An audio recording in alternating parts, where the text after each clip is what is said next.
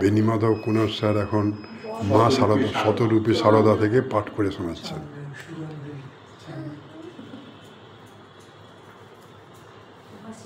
শতরূপী সারদার 13 পৃষ্ঠা পর্যন্ত আগে পাঠ হয়েছে, আজকে 14 পৃষ্ঠা থেকে শুরু হচ্ছে।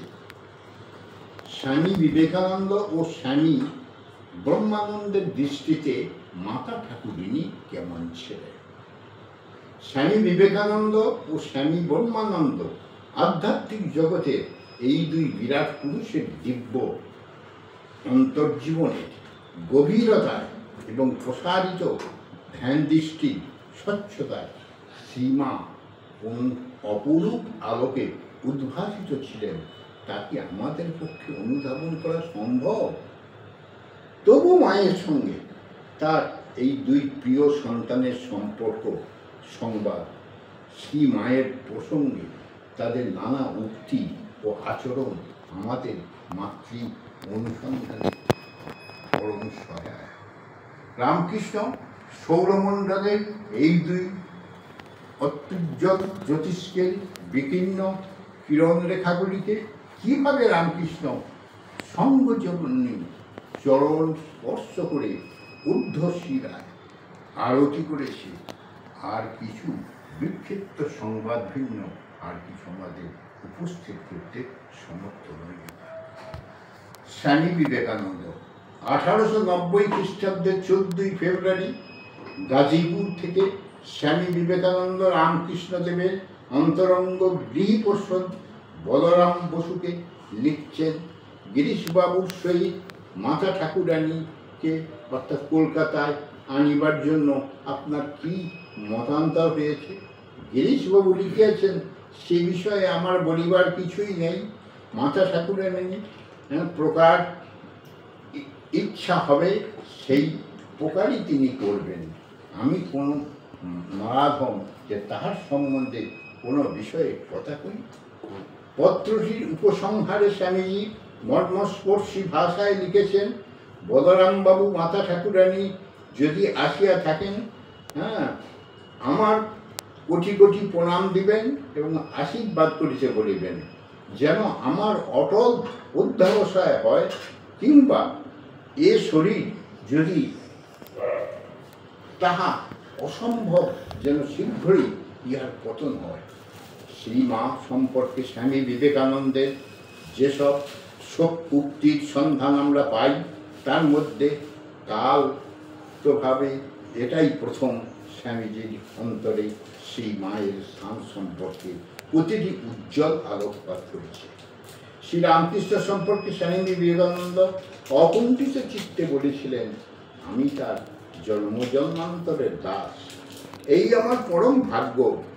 তস্য দাস দাস দাসং হুম।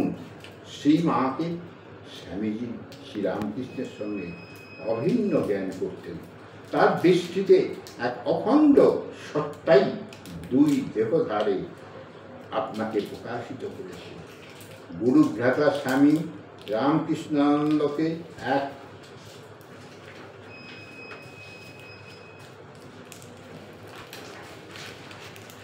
এক পত্রে স্বামীজি লিখেছেন, মা ঠাকুরানীকে তাহার জন্মজন্মান্তরে দাসের পুনঃ ধুরালুণ্ঠিত সাষ্টাঙ্গ দিবে, তাহার আশীর্বাদ আমার সর্বত মঙ্গল। অর্থাৎ তিনি যেমন নিজেকে শ্রীরামকৃষ্ণের জন্মজন্মান্তরে দাস বলে মনে করেন, সেই রকম তিনি নিজেকে সারদা দেবীকেও জন্মজন্মান্তরের দাস বলে গণ্য করতেন। শ্রীরামকৃষ্ণের উদ্দেশ্যে তিনি রচিত তার বিখ্যাত কবিতা গাই গীত শুনতে তোমায় এই সাক্ষ্যই বহন করছে। সে কবিতার প্রথম স্তবকেই তিনি লিখেছেন, দাস তোমা দহিকার আস্তাবিহ নমি তব পদে। 1895 খ্রিস্টাব্দে স্বামী রামকৃষ্ণদেবের স্বামী রামকৃষ্ণানন্দকে স্বামীজি লিখছেন, শাকচুন্নি যে ঠাকুরের পুঁথি পাঠাইয়াছে তা পরম সুন্দর, কিন্তু প্রথম শক্তি বর্ণনা নাই এই মহাদোষ, দ্বিতীয় এডিশন এই শুদ্ধ করিতে বলিবে। এই প্রসঙ্গে স্বামী শারদানন্দ লিখেছেন, শ্রীরামকৃষ্ণ পুঁথি লেখবার স্বামীজি ব্যগ্রভাবে নির্দেশ দেন পুঁথিতে ঠাকুরের সঙ্গে মায়ের স্তব অন্তর্ভুক্ত করিবার জন্য।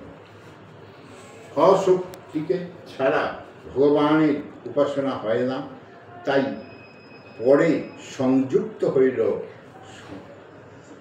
জয় মাতা শ্যামা সুতা জগৎ জননী রামকৃষ্ণ ভক্তিদাত্রী চৈতন্য রায়নী। স্বামীজি স্বয়ং স্বরচিত ঠাকুরের আরত্বিকভাবে মায়ের বীজমন্ত্র হিং সংযুক্ত করিয়া দেন।